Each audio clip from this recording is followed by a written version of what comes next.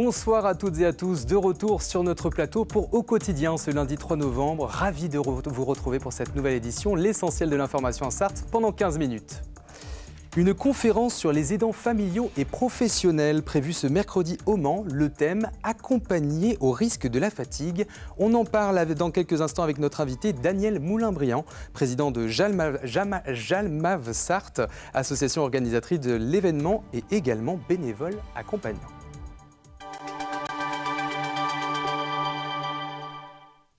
Cet entrepôt géant à Trangé verra-t-il le jour? Un collectif de riverains continue de se mobiliser pour faire en sorte que non. Le dossier sera examiné au tribunal administratif de Nantes. Inquiétude du maire d'Allonnes, Gilles Leproust, au sujet des conséquences du projet de loi de finances sur les communes. Et puis, dans cette page budgétaire, le président du groupe d'opposition au Conseil régional, Guillaume Garot, de passage en Sarthe ce lundi. Son but, constater les dégâts des coupes budgétaires auprès d'associations sartoises. À Trangé, c'est un projet d'ampleur ralenti par un collectif de riverains. Vous vous souvenez probablement de cette histoire d'entrepôt géant qui pourrait voir le jour aux abords de l'entrée d'autoroute au nord-ouest du Mans. C'est au tribunal administratif de Nantes que l'affaire pourrait prendre un autre tournant. Explication dans ce reportage de Colin Ancel.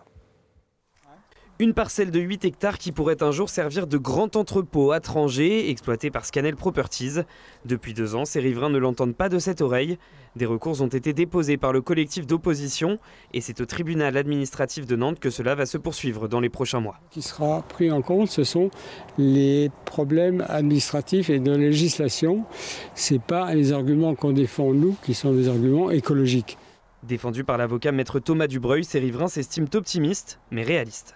C'est comme dans le sport, tant que la ligne d'arrivée n'est pas franchie, le résultat n'est pas obtenu. Donc on y va en étant confiant, on avisera de la poursuite de nos actions en fonction de ce qui sera décidé. Si ce projet est contesté pour de nombreuses raisons, c'est aussi que sur la route de Laval, aux abords de l'autoroute, de nombreux camions pourraient affluer, engendrant circulation et donc nuisances sonores. Ce que l'on sait par les chiffres de Scanel, c'est que si le bâtiment était construit et en activité, ce serait un minimum de 180 camions par jour. Nous nous sommes rapprochés de professionnels du transport qui nous ont dit que ces chiffres étaient sous-estimés. Donc nous tenons quand même à notre tranquillité. La plupart des gens qui sont venus s'installer à Trangé, c'était pour être dans un village et non pas dans une zone industrielle. Pour l'instant, il s'agit toujours d'une parcelle agricole, propriété de la coopérative Agrial, et le collectif aimerait que ça le reste. Il y a eu une opération faite par les jeunes agriculteurs visant à dénoncer l'artificialisation des terres. Là, on a le cas typique où il y a une ferme qui est en état de marche quasiment, et où les jeunes agriculteurs peuvent tout à fait s'installer. Ce qui va se décider à Nantes prochainement n'est qu'une étape de plus dans ce vaste dossier. Le collectif de riverains n'est pas prêt de renoncer. Une nouvelle étape accomplie dans les travaux de la place Washington au Mans. Après la poursuite du chantier annoncé vendredi dernier, une vingtaine de places de parking sont maintenant aménagées et disponibles proches des commerces. L'entrée principale du lycée Touchard-Washington du côté de la place est également accessible. C'est un tour de vis budgétaire qui ne passe pas. Gilles Leproust, maire d'Allonnes et président de l'association des maires de villes et banlieues de France, s'inquiète des lourdes conséquences du projet de loi de finances sur les budgets des communes qui comptent des quartiers prioritaires. Anthony Piton. À Allonnes, la municipalité lance l'alerte. Le projet de loi de finances 2026 risque bien d'étrangler le budget des collectivités locales et particulièrement celles qui ont des quartiers prioritaires. Les premiers chiffrages feraient apparaître 500 000 € de moins pour notre budget pour 2026. Car le projet, toujours en pleine discussion à l'Assemblée nationale, prévoit de nouvelles charges non compensées, des recentralisations de ressources et des réductions de dotations. Par exemple, il y avait le dispositif quartier d'été qui accompagne les villes et les associations dans les quartiers prioritaires pour mener des actions tout au long de l'été. Ça serait supprimé. Il y avait un autre dispositif que nous avions obtenu également, c'est les colos apprenantes. Là aussi, il n'y a plus de ligne budgétaire. Autre motif d'inquiétude, les coupes qui vont concerner aussi les départements et les intercommunalités, avec là aussi des impacts sur les communes. Par exemple, les communes, ça va vraiment remettre en cause leur capacité d'investissement. C'est les constructions là d'un stade, là d'un gymnase, là d'une école. Et en plus, ça va mettre, y compris porter un coup à l'emploi dans le secteur du BTP et du bâtiment, par exemple. Vous voyez, donc tout ça fait que dans nos villes populaires, eh bien, les conséquences, les risques vont être importants, sont importants. Des inquiétudes que le maire d'Allonnes a partagées avec les 8 parlementaires sarthois, députés et sénateurs, pour qu'ils déposent des amendements pour renforcer les moyens financiers des villes populaires. Guillaume Garot, député socialiste de la Mayenne et président du groupe d'opposition au Conseil régional, était de passage en Sarthe ce lundi. Son projet, rencontrer des associations impactées par les coupes budgétaires dans les 5 départements des Pays de la Loire, afin d'avancer des arguments concrets contre la politique d'austérité de la présidente de la région, Christelle Morancé, lors de la session budgétaire des 18 et 19 décembre prochains. Reportage de Laure Gérard. Le chef de file de l'opposition au Conseil régional, Guillaume Garot, vient écouter les associations locales amputées d'une partie de leurs subventions cette année. Quelles conséquences pour les associations et pour les territoires et donc pour les habitants? Culture, sport, mission locale et autres associations d'intérêt général sont venues s'exprimer. Nous ne dépendons absolument pas de l'argent public. Nous sommes évidemment au cœur de l'action publique, donc on reçoit des subsides pour pouvoir mettre en œuvre des choses. Un temps d'échange dont le groupe politique de gauche va se servir pour muscler son propos lors du vote du budget 2026 au Conseil régional les 18 et 19 décembre. On a besoin de défendre des valeurs de cohésion sociale entre nous tous. Vous savez, notre région ne pourra pas avancer si de plus en plus d'habitants se sentent complètement abandonnés. Lorsqu'une association doit réduire ses activités, lorsqu'elle doit renoncer à suivre des jeunes qui étaient dans une démarche d'insertion professionnelle et d'insertion sociale, c'est tout le territoire qui s'en trouve appauvri. En Sarthe, la mobilisation du milieu associatif continue. Une journée de rencontres régionales est organisée à la Fonderie, au Mans, le 8 novembre. Accompagner au risque de la fatigue, c'est le rôle des aidants familiaux ou professionnels qui fait l'objet d'une conférence au Mans ce mercredi 5 novembre à 20h30, salle Henri Barbin. Un événement organisé par l'association Jalmav Sarthe, cette fois-ci je le prononce bien.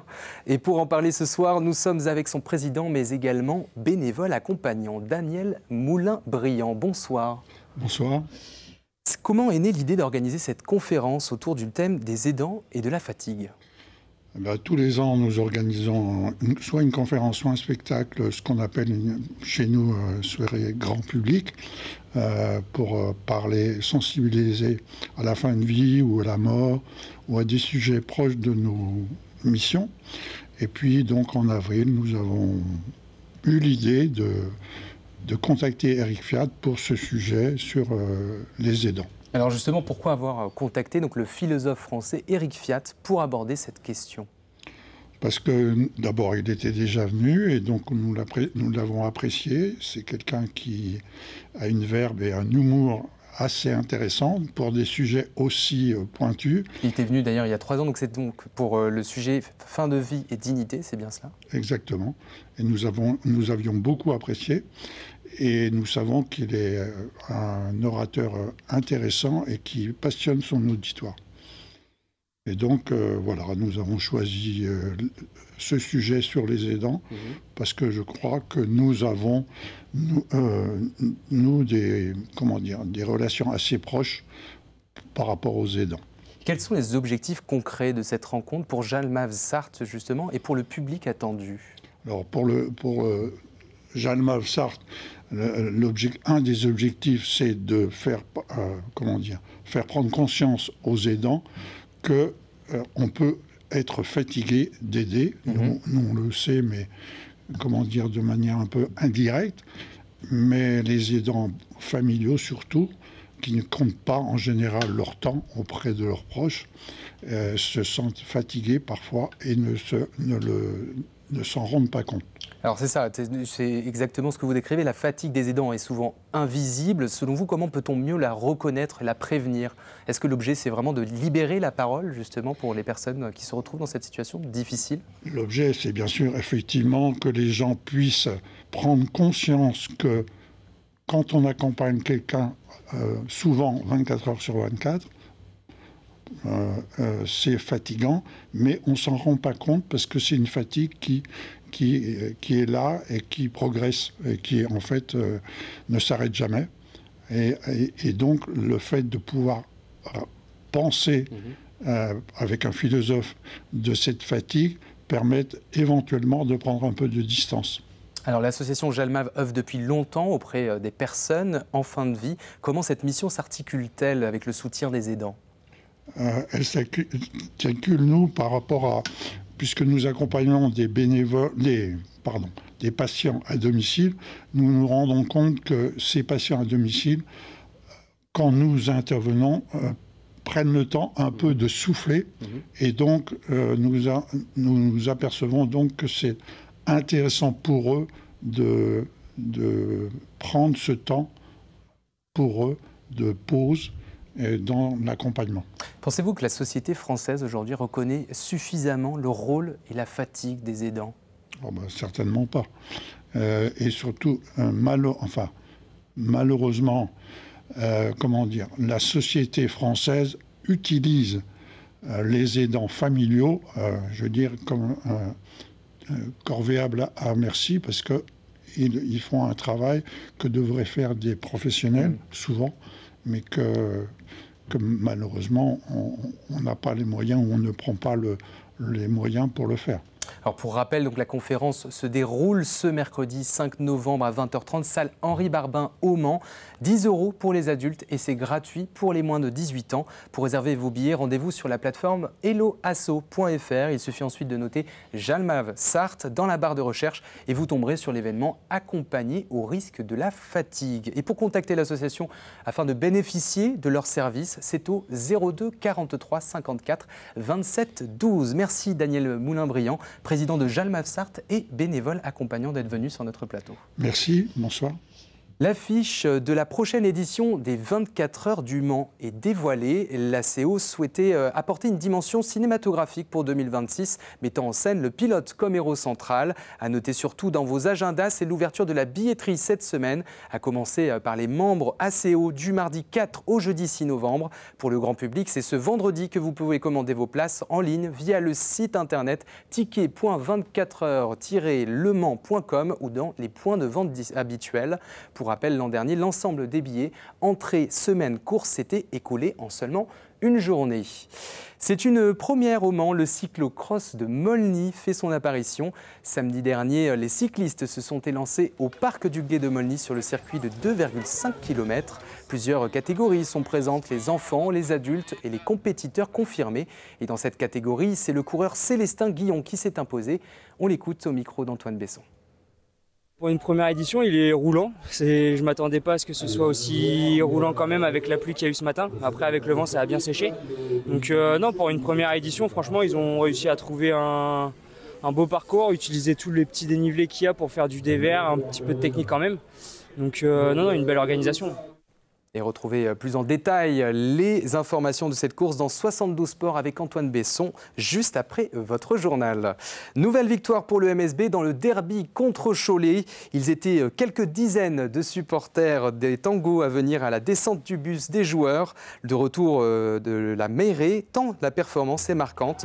La 5e victoire de rang en compétition officielle contre Cholet. À noter les bonnes performances de Tachon Thomas, auteur de ce poster et de paniers importants dans le Money Time, mais aussi de Johnny Beran Mesquel et ses 21 points. Victoire des Manceaux 84-80 à Cholet. Le MSB co-leader du championnat avec Monaco. Évidemment, on revient aussi plus en détail dans Tango Show avec Antoine Besson, toujours juste après de ce journal. On termine avec les tendances météo de ce mardi 4 novembre. Dans l'ensemble de la journée, quelques nuages couvrent le département avec quelques éclaircies. Le soleil est présent, notamment présent dans l'est à partir du Mans. Côté température, comptez entre 10 10 et 12 degrés. Dans l'après-midi, les températures s'élèvent jusqu'à 16 degrés. Allez, on joue maintenant sur LMTV Sarthe. Cette fois, c'est pour gagner 2 places pour le concert de Thomas Dutronc au Mans. Le rendez-vous est donné le 20 novembre à 20h au centre des expositions. Pour tenter votre chance, envoyez un mail à jeu@lmtv.fr en mentionnant bien votre nom, votre prénom, votre numéro de téléphone et votre adresse. Nous vous répondrons dans les plus brefs délais et la chance tombera peut-être sur vous pour assister au concert de ce talentueux musicien et chanteur français. Bonne chance à toutes et à tous. Voilà pour l'essentiel de l'actualité sur votre territoire. On se retrouve demain de 18h45 à 19h pour Au Quotidien. Tout de suite, c'est LMFC Zone, Tango Show et 72 Sports présentés par Antoine Besson. Très bonne soirée à vous et à demain, mardi 4 novembre.